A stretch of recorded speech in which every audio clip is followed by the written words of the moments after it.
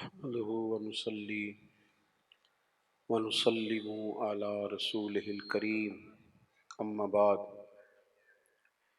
أعوذ بالله من الشيطان الرجيم بسم الله الرحمن الرحيم ألا إن أولياء الله لا خوف عليهم ولا هم يحزنون الذين آمنوا وكانوا يتقون صدق الله العظيم. سارے حضرات درود شریف پڑھیے. الصلاۃ والسلام یا رسول اللہ وعلی آلک و اصحابک یا حبیب اللہ. پھر گزارش کرتا ہوں سارے پڑھیں درود پاک، سارے پڑھیں. الصلاۃ والسلام علیک یا نبی اللہ وعلی آلک و اصحابک یا نور اللہ. حمد و صلاۃ کے بعد عزیز دوستو، بزرگوں، بھائیوں، بالخصوص حضرات علماء کرام، حضرت حافظ خوشی محمد صاحب رحمۃ اللہ علیہ اور میاں ارشاد صاحب رحمۃ اللہ علیہ کے عرس پاک کی تقریبات ہیں. عصر کا وقت چونکہ بڑا قریب ہے، اس لیے میں نے بڑی جلدی سے بات شروع کر دی ہے. اللہ تعالیٰ نے قرآن حکیم میں فرمایا ہے کہ الا ان اولیاء اللہ لا خوف علیہم ولا هم یحزنون. فرمایا خبردار ہو جاؤ، بے شک جو اللہ کے دوست ہیں انہیں نہ کوئی خوف ہے اور نہ وہ کبھی غمگین ہوں گے. ولی کی زیادہ تعریف کرنے کی بجائے اگرچہ بہت ساری تعریفات کی جا سکتی ہیں، اگر صرف اتنی بات پر ہی غور کیا جائے کہ اولیاء اللہ، اولیاء وہ اللہ کے دوست. اولیاء اللہ، اللہ کے نہ دولت کے دوست، نہ شہرت کے دوست، نہ اقتدار کے دوست، نہ ان چیزوں کے دھنی. اولیاء اللہ، اللہ تعالیٰ کے ولی وہ ہوتا ہے جو رب کا دوست ہو، ہر صورت میں رب کی دوستی کو نبھائے، اللہ کی رضا چاہتا ہو، اللہ تبارک و تعالیٰ کی رضا پہ چلتا ہو، اللہ کی مخلوق سے اللہ کی رضا کے لیے محبت کرتا ہو، اللہ تبارک و تعالیٰ کے دین کو پھیلانے کا شوق اور جذبہ رکھتا ہو، قرآن مجید کو رب کریم کی محبت میں ابلاغ کرنے کا، ترویج کرنے کا، پڑھنے پڑھانے کا شوق رکھتا ہو. دوست ہوتا ہے وہ اللہ کا. جس طرح ہماری کسی سے مخلصانہ دوستی ہو تو ہر حال میں ہم اسے راضی رکھنا چاہتے ہیں نا، بلا مثال و بلا تشبیہ. جو رب کا دوست ہوتا ہے ہر حال میں رب رسول کو راضی رکھنا چاہتا ہے. اس کی جو ترجیح ہوتی ہے وہ اللہ رسول ہوتے ہیں، مقصود اللہ رسول ہوتے ہیں. کسی اور چیز سے غرض نہیں، کوئی اور لاہ عمل نہیں، کوئی دستور نہیں، کہیں نہیں جانا. یبتغون فضلا من اللہ ورضوانا، وہ ڈھونڈتے ہیں اللہ کا فضل اور اس کی رضا، تلاش کرتے ہیں. یہ شان ہے اللہ والوں کی. اولیاء اللہ، کون اولیاء اللہ؟ ہمارے ہاں لوگوں نے، کچھ نے تو سادگی کی وجہ سے اور کچھ نے اللہ ماشاءاللہ بڑی عیاری کے ساتھ اپنا آپ ثابت کرنے کے لیے اور لوگوں کو صرف اپنے پیچھے لگانے کے لیے اللہ ماشاءاللہ کچھ ایسی کہانیوں کا سہارا لیا، کچھ ایسی چیزیں اوڑھ کے آ گئے. انہوں نے کہا شریعت کیا ہوتی ہے، معاذ اللہ مولوی کو کیا پتا، میرے پاس معرفت کی باتیں ہیں. انہوں نے لوگوں کو طرح طرح سے پریشان کیا. اللہ تعالیٰ نے خود بتایا ولی کون ہوتا ہے. کسی ادھر ادھر سے تشریح لینے کی ضرورت نہیں. ہمارے ہاں لوگ سمجھتے ہیں جو ذرا انوکھی سی بات کرے نا، جو ذرا تھوڑا ہٹ کے بولے نا، او خو، جو گہری بات کرے نا، او خدا کے بندو، دنیا میں سب سے زیادہ معرفت والی باتیں نبی کریم علیہ السلام نے کی ہیں، پر اتنی سادہ کی ہیں کہ ہر بندے کی سمجھ میں فوراً ہی آ جایا کرتی تھی. اور روٹین کے معاملات محبوب نے سکھائے ہیں. حقوق العباد ادا کرو، زندگی کو اچھے طریقے سے گزارو، زندگی کو زندگی بناؤ، یہی دین ہے. لیکن لوگوں نے نا کچھ کہانیوں کا سہارا لے کر، کچھ طرح طرح کی باتیں بنا کر لوگوں کو پریشان کیا. خود اللہ تعالیٰ نے قرآن مجید میں بتایا ولی کون ہوتا ہے. ایک تو فرمایا الذین آمنوا، یہ وہ لوگ ہیں جو ایمان لائے، وکانوا یتقون، اور دوسرا انہوں نے تقوی اختیار کیا. دو صفات قرآن نے ولی کی بیان کی. ایک تو اس کا ایمان کامل ہوتا ہے، وہ کچی پکی باتیں نہیں کرتا. ڈبل مائنڈڈ نہیں ہوتا، کر لوں نہ کروں، چلوں کہ نہ چلوں، ٹھیک رہوں گا کہ نہیں رہوں گا۔ آپ ویسے کیا کہتے ہیں، یہ کر لوں، یہ کچی پکی باتیں۔ رب کے بندے کی شان یہ ہے کہ اس کا ہر وقت اپنے رب پر بھروسہ مضبوط ہوتا ہے، مضبوط۔ ہمیں پتہ کیا کیا گیا ہے، ہمیں کمزور کر دیا گیا ہے، ہم ڈبل مائنڈڈ لوگ ہیں۔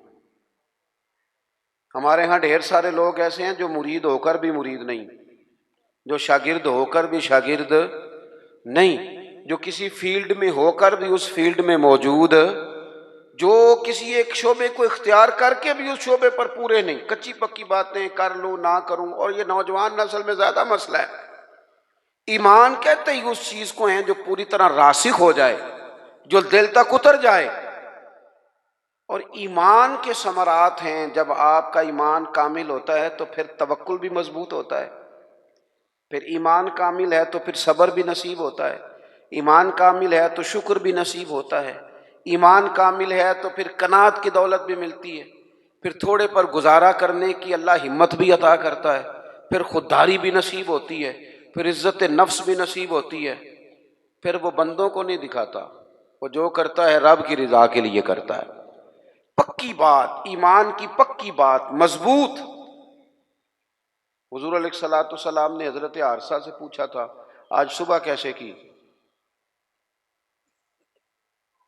عرض کی حضور اس حال میں کی ہے کہ میں پکا مومن ہوں۔ تو محبوب نے فرمایا تمہارے ایمان کی دلیل؟ عرض کی حضور جنتیوں کو جنت میں جاتا دیکھ رہا ہوں اور دوزخیوں کے فیصلے ہو رہے ہیں، یعنی یہاں سے لے کر جنت میں جانے تک ہر چیز پر میرا ایمان پکا ہے۔ مضبوط افکار ہوں، پکی باتیں ہوں، عزم کر لے، کوئی ضروری نہیں بندہ جیت ہی جائے، ضروری نہیں۔ بدر میں اللہ تعالیٰ نے مسلمانوں کو کامیابی دی تھی، احد میں ذرا تھوڑی مسلمانوں کو وقتی طور پر پیچھے ہٹنا پڑا تھا۔ اللہ کو ضروری ہے کہ ہر موقع پر انسان جیت ہی جائے، لیکن اس کا عزم پکا ہونا چاہیے، اس کا نظریہ پکا ہونا چاہیے۔ الذین آمنوا، پکی بات کرتے ہیں، پکی بات کرتے ہیں صاحب ایمان۔ حضرت مولا علی شیر خدا کرم اللہ تعالی وجہہ الکریم بیمار ہو گئے، علالت بہت زیادہ تھی اور اس کی وجہ سے نکاہت ہو گئی، کمزوری ہو گئی۔ اٹھ کے کھڑے ہوتے تھے تو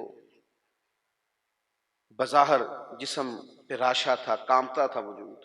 ایک صحابی تیمارداری کے لیے حاضر ہوئے اور جناب مولا کائنات کو دیکھ کر کہنے لگے میرے بھائی علی آپ تو بڑے کمزور ہو گئے، تو مجھے تو خدشہ ہے کہ اسی علالت میں کہیں رب کی بارگاہ میں آپ کی حاضری نہ ہو جائے۔ تو مولا علی شیر خدا نے پتہ کیا فرمایا؟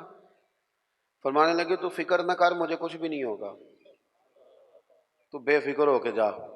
کمزوری پوری ہے، لیکن نا ایک بندے کو ڈاکٹر نے کہا ہے رپورٹیں دیکھ کے کہ آپ کی رپورٹیں بتاتی ہیں کہ دن ذرا کم ہی ہیں، لگتا ہے، رپورٹس کہتی ہیں۔ تو کچھ ایسے ہوتے ہیں جن کو دن بتایا تھے تو وہ گھنٹے بھی نہیں نکالتے، وہ گئے۔ اور کچھ کہتے ہیں ڈاکٹر تو ٹھیک ہی کہتا ہوگا پر اپنے علم کے مطابق ہی کہتا ہے نا، ہوگا تو وہ جو میرا رب چاہے گا۔ یہ لوگ مضبوط ہوتے ہیں، ان کے اندر کچھ ایسی چیزیں ہوتی ہیں جس سے مضبوطی پیدا ہوتی۔ حضرت مولا علی شیر خدا کرم اللہ تعالی وجہ الکریم فرمانے لگے تو بے فکر ہو کے جا، مجھے کچھ بھی نہیں ہوگا۔ اس نے کہا جی آپ بڑے شدید کمزور ہیں، نکاہت ہے، حالت آپ کی بتا رہی ہے۔ تو حضرت علی فرمانے لگے مجھے کچھ بھی نہیں ہوگا۔ کہنے لگا جی کوئی اس کی وجہ؟ فرمانے لگے وجہ ہے نا، اللہ کے محبوب علیہ الصلوۃ والسلام نے فرمایا کہ علی تو اس وقت دنیا سے جائے گا جب تیری داڑھی خون سے رنگین ہوگی، تیرے اوپر خنجر سے، نیزے سے، تلوار سے وار کیا جائے گا، میں بیماری سے نہیں جاؤں گا، میں تو میدان کے اندر مجھ پر حملہ کیا جائے گا۔ یہ بیماریاں جتنی مرضی بھی آ جائے میرا بگاڑ کچھ نہیں سکتی، کیونکہ ساڈے نبی دی زبان ساڈے واسطے قرآن، حضور نے فرما دیا ہے، لہذا میرا کچھ بھی بیماری بگاڑ سکتی۔ ہم نہ کمزور ہیں، اور یہاں سے کمزور ہیں، یہاں سے مالی طور پر جو لوگ کمزور ہوتے تھے وہ بھی گزارا کر جاتے تھے، جو لوگ جسمانی طور پر کمزور ہوتے تھے وہ بھی کچھ سوسائٹی میں وقت گزار لیتے۔ ہم ذرا ذہنی طور پر کمزور ہیں، کچی باتیں کرتے ہیں۔ جوانوں سے پوچھے نا کیا کرنا ہے، عمر کتنی ہے؟ کہتا میری عمر ہے 26 سال۔ کرنا کیا ہے؟ کہتا سوچ رہا ہوں۔ او بھائی، محمد بن قاسم تو 17 سال کی عمر میں سندھ فتح کر گئے۔ چھوٹی چھوٹی عمروں میں معوذ اور معاذ رضی اللہ تعالیٰ عنہما نے ابو جہل کو قتل کر دیا۔ وہ لوگ تو انقلاب برپا کر گئے اور آپ اتنی عمر ابھی سوچ رہے ہیں کام کس دن کرنا ہے، پروگرام کس دن طے کرنے، آگے کس دن بڑھنا ہے۔ پوری 40 سال عمر نہیں ہوئی حضرت سیدنا معاذ ابن جبل کی، حضور کو راضی بھی کر گئے، ایک علاقے کی گورنری بھی دیکھ گئے، رب کی بارگاہ میں پیش ہو گئے۔ حضرت عمر بن عبدالعزیز کا ذکر میرے دوستوں ممبروں پر ہوتا ہے، وہ صوفیوں کے لیے بھی راہ عمل ہیں، علماء کے لیے بھی ہیں، بادشاہوں کے لیے بھی ہیں۔ عمر کتنی پائی؟ 39 سال، پوری 40 نہیں، 39 سال۔ ہماری تو وہ کچی پکی باتیں، کوئی عزم نہیں، کوئی پروگرام نہیں ہے۔ وہی تیرے زمانے کا امام برحق جو تجھے حاضر و موجود سے بیزار کرے اور موت کی شکل میں دکھلا کے تجھے جلوہ یار زندگی تیرے لیے اور بھی دشوار کرے۔ اللہ کا بندہ تو وہ ہے کہ تیرا جینا مشکل کر دے، تجھے کام پہ لگا دے، تو نکلے تو صبح و شام پلٹنا جھپٹنا، جھپٹ کر پلٹنا، لہو گرم رکھنے کا ہے ایک بہانہ۔ لیکن جن لوگوں نے ساری زندگی طے ہی نہیں کیا کہ اصل میں ہم ہیں کیا، ہم نے جانا کدھر ہے، کرنا کیا ہے، کوئی مقصد حیات تو ہو، تو اللہ کے بندے کامل یقین والے۔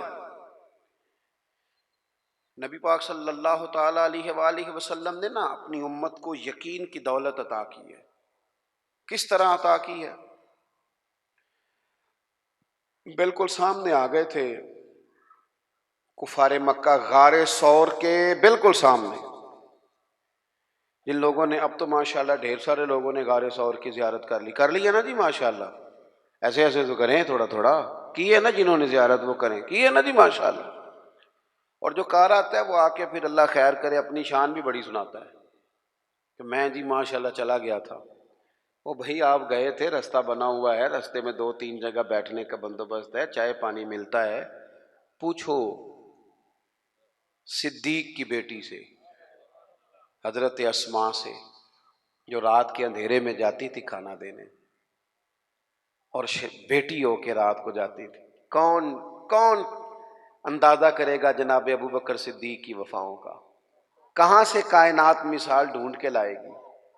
پباں پار قدم نہیں جے لاؤندا تے سور پہاڑ تے چڑھیا جاندا تے او پہ جاندا جے یار نبی دا، او پہ جاندا جے یار نبی دا تے اے اصلی دلدار نبی دا۔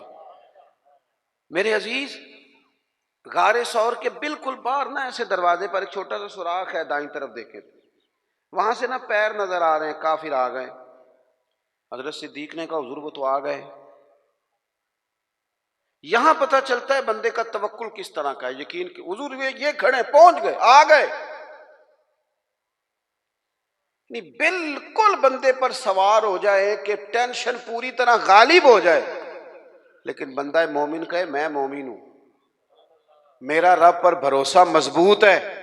یا رسول اللہ وہ تو آ گئے، تو حضور نے کیا فرمایا؟ قرآن مجید سورہ توبہ، کہا لا تحزن، ابو بکر غم نہ کر۔ غم، اللہ کرے جوانوں آپ کو سمجھ آئے میں کیا کہہ رہا ہوں۔ نہ تو اندر کوئی بارود پڑا ہے، نہ اندر کوئی اسلحہ ساتھ ہے، بندے دو، اور باہر وہ کتنے سارے، اور دروازے پر آ گئے، این بالکل دروازے پر۔ حضور کیا فرماتے ہیں؟ لا تحزن، غم نہ کر۔ کیوں نہ غم کر؟ کیا کس بنیاد پر نہ کر؟ تو وہ بنیاد سنیں اور اس کو سمجھیں۔ ہم مسلمان ہیں، ہماری تھوڑی سی انفرادی سوچ ہونی چاہیے دوسروں سے، ہم لاوارث نہیں ہیں، ہم رب رسول والے ہیں۔ ہماری باتیں کچی پکی نہیں ہونی چاہیے، انہیں پختگی ہونی چاہیے، ان کے اندر کمال۔ حضرت باجدید بستامی رحمۃ اللہ علیہ ایک مسجد میں اعتکاف میں بیٹھے تھے، تو دور جا کے آپ اعتکاف بیٹھتے تھے، کہتے تھے یہاں نا بستام میں لوگ ہاتھ بڑے چومتے ہیں، لوگ دیکھ رہے ہوتے ہیں کہ فلانے کی بڑی شان ہے، لیکن اگر بندہ صوفی ہو نا، درویش ہو، تو وہ ڈر رہا ہوتا ہے کہ یار اتنے لوگ میرے پیچھے پھرتے ہیں، رب کی بارگاہ میں جواب بھی دینا ہے۔ تو حضرت باجدید نے ارادہ کیا کہ دور جا کے کہیں اعتکاف بیٹھنا ہے، اٹھ بلیا چلو تھے وسیے، جتھے وس دے نہیں سارے انے، نہ کوئی ساڈی ذات پچھانے تے نہ کوئی سانو مننے۔ دور جا کے تو لوگ جانتے نہیں تھے، تو حضرت اپنا خشک راشن وغیرہ ضروریات کی چیزیں لے گئے تھے، اعتکاف بیٹھے تھے۔ جو بندہ بھی آتا کہتا بابا روٹی کہاں سے کھاؤ گے؟ فرمانے لگے بھی اللہ اسباب بنائے گا، انشاءاللہ بہتری ہو جائے، کچھ میرے پاس سامان۔ کہنے لگے نہیں وہ تو ٹھیک ہے پر کیسے؟ میں کہا میں کہہ رہا ہوں اللہ دے گا، اللہ تعالیٰ کو کسی واسطے کا محتاج تو نہیں، معاذ اللہ، وہ دے گا۔ اگرچہ دنیا اسباب سے چلتی ہے پر کچھ چیزیں میرے پاس ہیں، لیکن وہ جو بھی آتا نا، روٹی کہاں سے کھاؤ گے؟ تو حضرت باجزید رحمۃ اللہ علیہ ایک دن فرمانے لگے، جب تنگ آ گئے نا، ہر نمازی پوچھتا، تو آپ فرمانے لگے یہ 7 یہودیوں کا گھر ہے، میں نے پیسے دے دیے، 2 روٹیاں صبح 2 شام مجھے دے دیا کریں گے، اور ذرا اونچی آواز میں کہا تاکہ سارے سن لیں۔ وہ لوگوں نے پوچھنا چھوڑ دیا۔ سر شام حضرت باجزید نے سارے نمازی بٹھا لیے، کہنے لگے سنو یار، جب میں تمہیں کہتا تھا نا رب دے گا، تم پوچھتے تھے کیسے، اور جب میں نے کہا کہ ان کے گھر سے آ جائیں گی تم چپ کر گئے ہو۔ آؤ نا دوبارہ سے سوچیں کہ ہمارا یقین کامل کدھر ہے، آؤ نا دیکھیں کہ وہ توکل کدھر ہے۔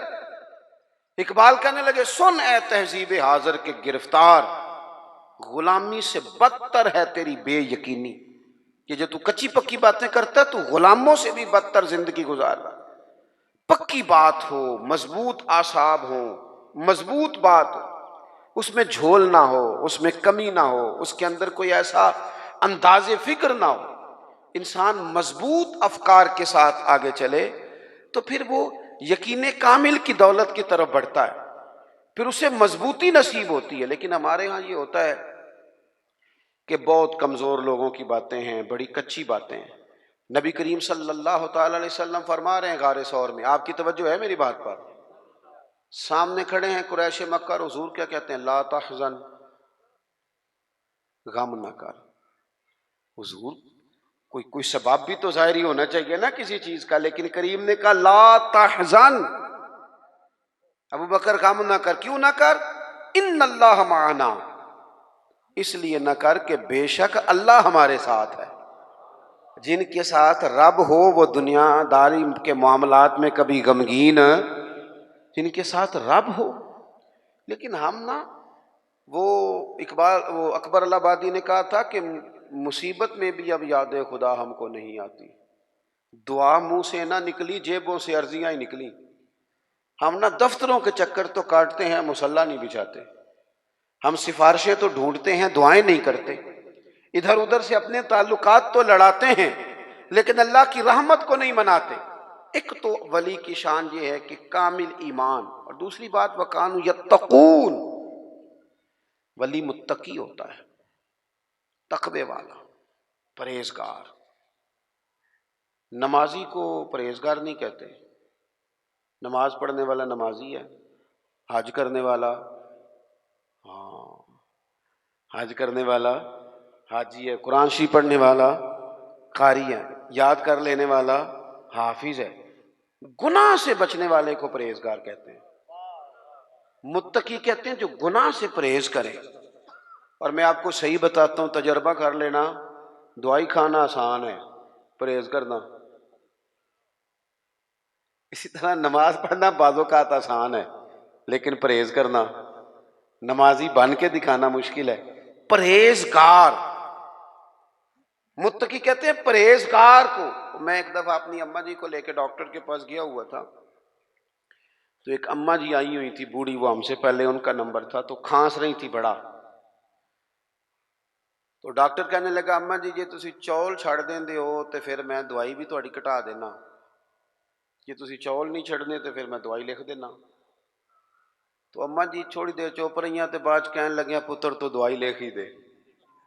یعنی پرہیز مشکل کام ہے، لوگ دوائی کھا لیں گے اور سالوں کھا لیں گے لیکن پرہیزگاری، متقی پرہیزگار وہ بندہ ہوتا ہے جو بولنے میں بھی محتاط ہو، کھانے میں بھی محتاط ہو، بے لگام نہ ہو، سوچ کے بولے، حلال کھائے، طیب بات کرے، وہ کسی کے ساتھ گفتگو کرنے میں ڈرے کہ اس کی دل آزاری نہ ہو جائے، وہ محتاط ہو، محتاط۔ ہمارے ہاں لوگوں کو باتیں کرنے کا بڑا شوق ہے، وہ اتنی باتیں کر جاتے ہیں پتہ ہی نہیں ہوتا کس کس کو تکلیف دے جاتے ہیں۔ اپنے آپ کو بتانے کا بڑا شوق ہے، وہ اس قدر زیادہ آگے بڑھتے ہیں کہ کئی دفعہ نا اس میں کمزوری آ جاتی ہے کہ وہ دائرہ کار کراس کر گئے۔ متقی شخص وہ ہوتا ہے جو ذرا محتاط ہو، احتیاط والا ہو، پرہیزگار ہو۔ حضرت سیدنا عمر فاروق رضی اللہ تعالیٰ عنہ نے نا حضرت ابی بن کعب رضی اللہ تعالیٰ عنہ سے ایک دفعہ پوچھا، اگرچہ حضرت عمر بھی بڑے عالم تھے لیکن جناب ابی بن کعب رضی اللہ تعالیٰ عنہ قرآن مجید بڑا سونا پڑھتے تھے، اس لیے ان کی ذمہ داری تھی کہ وہ تراویح کی امامت کریں گے۔ آپ نے پوچھا کہ اے ابی بن کعب، آپ بڑے حدیث کے جاننے والے ہیں اور قرآن مجید پر بڑی آپ مطالعہ کی نظر رکھتے ہیں، ایک بس مسئلہ تو بتائیں۔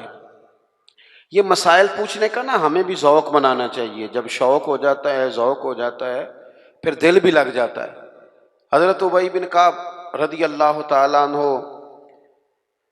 سے حضرت عمر نے سوال پوچھا، کہا جناب بتائیے، یہ بار بار کئی بار اللہ تعالیٰ نے قرآن مجید میں تقوی کی بات کی ہے، بار بار کہا ہے پرہیزگاری اختیار کرو تاکہ تم پرہیزگار بن جاؤ، اللہ پرہیزگاروں کے ساتھ ہے، اللہ پرہیزگاروں سے محبت کرتا ہے۔ تو یہ پرہیزگار کون ہے، یہ تقوی کیا ہے؟ تو بڑی سادی سی مثال دی حضرت ابی بن کعب نے۔ آپ کو سمجھ آ رہی ہے میری باتوں کی؟ تھک تو نہیں گئے آپ لوگ؟ ہر بات میں تو ایسے نہ کریں، سوچ کے کریں۔ حضرت ابی بن کعب رضی اللہ تعالیٰ عنہ سے پوچھا کہ بتائیے متقی کون؟ یہ آپ نے تعریف یاد رکھنی ہے تقوی کی، اگرچہ بہت ساری تعریفات موجود ہیں، لیکن حضرت ابی بن کعب کہنے لگے، اے عمر، اگر آپ تنگ رستے سے گزر رہے ہوں، دونوں طرف جھاڑیاں ہوں، کانٹے دار جھاڑیاں، رستہ تنگ ہو، اور آپ نے کھلا لباس پہنا ہو تو آپ کیسے گزریں گے؟ تو حضرت عمر کہنے لگے، بڑی صاف سی بات ہے، ذرا کپڑے سمیٹ لوں گا اور تھوڑا سا نا ادھر ادھر دیکھ کے محتاط ہو کے گزروں گا کہ میرے کپڑے جھاڑیوں سے الجھ نہ جائیں۔ حضرت ابی بن کعب کہنے لگے، بس یہی سادی سی بات ہے، دنیا میں بھی دونوں جانب گناہوں کی جھاڑیاں ہیں، جو ذرا اپنے آپ کو سمیٹ کے گزر جائے اسے متقی اور پرہیزگار کہا جاتا ہے۔ ذرا سمٹ کے گزرے، غیر محتاط نہیں، بات کرے تو احتیاط سے، اور سب سے بڑا مسئلہ رزق کے معاملے میں محتاط ہو۔ جو لوگ رزق حرام کھاتے ہیں نا، روحانی زندگی ختم ہو جاتی ہے بالکل۔ رزق حرام سب سے بڑا نقصان یہ کرتا ہے کہ بندے کی عبادت کی لذت چلی جاتی ہے، سجدے میں ذوق نہیں آتا۔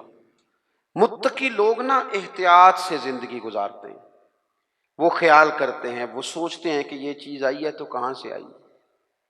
ان کی زندگی کے اندر یہ احتیاط پائی جاتی ہے۔ حضرت عبداللہ ابن عمر رضی اللہ تعالیٰ عنہ بڑے عالم تھے، حج کے مسائل سب سے زیادہ حضرت عبداللہ ابن عمر کو آتے تھے۔ اذان شروع ہوگی، اذان سنیں۔ تو متقی آدمی وہ ہے جو تھوڑا سا نا پرہیز کرے۔ ہمیں نا اپنے اوپر تھوڑی پابندیاں لگانی پڑی، ہمیں صرف ہر اس چیز کی طرف بڑھنا ہوگا جو اللہ تعالیٰ نے ہمارے لیے جائز رکھی ہے، جو ہمارے لیے درست نہیں ہے، ہمارا حق نہیں ہے، اس سے پوری طرح بچیں گے تو متقی کہلائیں گے۔ اور ویسے بھی جب انسان تقوی کے راستے پہ رہتا ہے تو وہ تھوڑا سا نا باوقار رہتا ہے، وفادار رہتا ہے، اور جب وہ کوئی پرواہ نہیں کرتا، جدھر مرضی نکل جاتا ہے، تو پھر وہ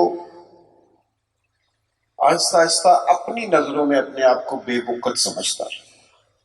وہ پھر مہنگے کپڑوں کے نیچے پیچھے چھپنا چاہتا ہے، بڑی گاڑیوں کے پیچھے چھپنا چاہتا ہے، اپنی مال و دولت کی بنیاد پر کئی دفعہ عزت تو کرا لیتا ہے، اپنے عہدے کی بنیاد پر سلوک تو کرا لیتا ہے، لیکن وہ محسوس کرتا ہے کہ میرا ضمیر مجھے ملامت کرتا ہے۔ اللہ کے بندے وہ تھے جو ذرا احتیاط سے چلتے تھے۔ بس چونکہ اذان ہو گئی ہے، بات کو ختم کرنا ہے۔ امام احمد بن حنبل رحمۃ اللہ علیہ نے 14 جلدوں میں حدیث پاک کی کتاب ان کی ملتی ہے، انہیں مسند احمد آج کل 14 جلدوں میں چھپتی ہے۔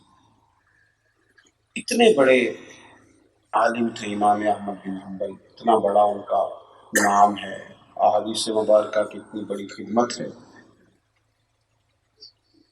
اتنا اللہ نے انہیں نوازا ہے، اعزاز دیا ہے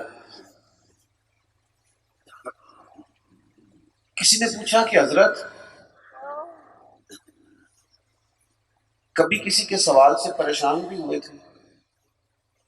فرمانے لگے کہ دن نا ایک بوڑھی اماں آ گئی مسئلہ پوچھنے، پردے کے پیچھے اسے بٹھایا، اس نے سوال پوچھا، بس میں بات ختم کرنے لگا،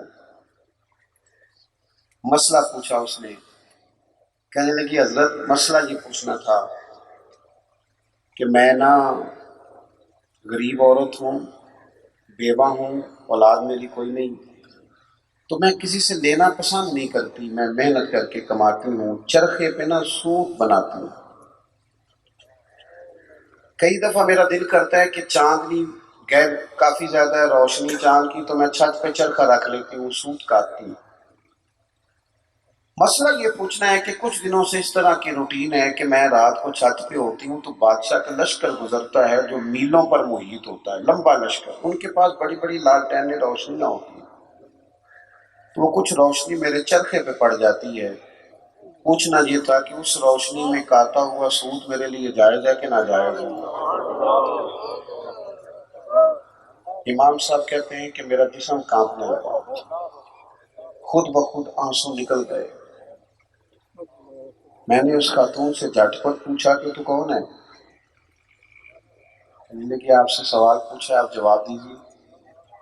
میں نے کہا خدا را بہن بتاؤ تو صحیح۔ کہنے لگی ایک درویش ننگے پاؤں بغداد کی گلیوں میں چلتا ہے، اسے بشرافی کہتے ہیں، میں اس کی بہن ہوں، پوچھنا تھا آپ سے سوال کہ وہ پیسے میرے لیے درست ہیں کہ نہیں؟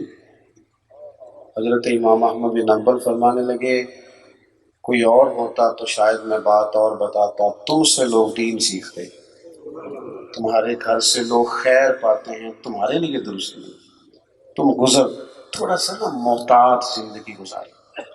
ہمارے ملک کا سب سے بڑا مسئلہ یہ ہے کہ لوگ اپنا حق نہیں لیتے، سب کا حق لینا چاہتے ہیں، جو آپ کا اپنا حق ہے اس کو آپ ضرور لیں، شریعت منع نہیں کرتی، لیکن یہ کہ تھوڑے محتاط، اللہ کے بندے محتاط ہوتے تھے، غیر میں نے اپنے بزرگوں کو دیکھا، کو بندہ نذرانہ لے کے آتا تھا تو پوچھتے تھے تو کیا کام کرتا ہے؟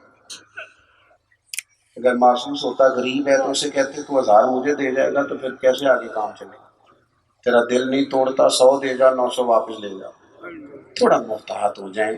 ہم نا جی خبر ہم بڑی رکھتے ہیں پر ساری دوسروں کی، حساب بڑا کرتے ہیں پر سارا دوسروں کا، سچ بھی بڑا ہی بولتے ہیں پر دوسروں کے حق میں، سمجھاتے بھی بڑا ہیں پر دوسروں کو، تھوڑا سا اپنے آپ کو سمجھائیں، تھوڑا اپنے حق میں سچ بولیں، جو ہیں صرف وہی بتائیں، تھوڑا سا نا تھوڑا سا اپنا حساب بھی کریں، تھوڑا اپنی معلومات بھی لیں۔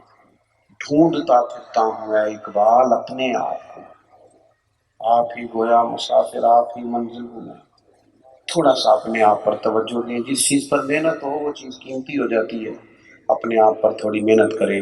اللہ تعالیٰ مجھے اور آپ کو توفیق عمل دے، اور جن بزرگان دین کا عرص ہے اللہ ان کے درجات کو بلند فرمائے۔ آخر دعوانا اللہم صلی علی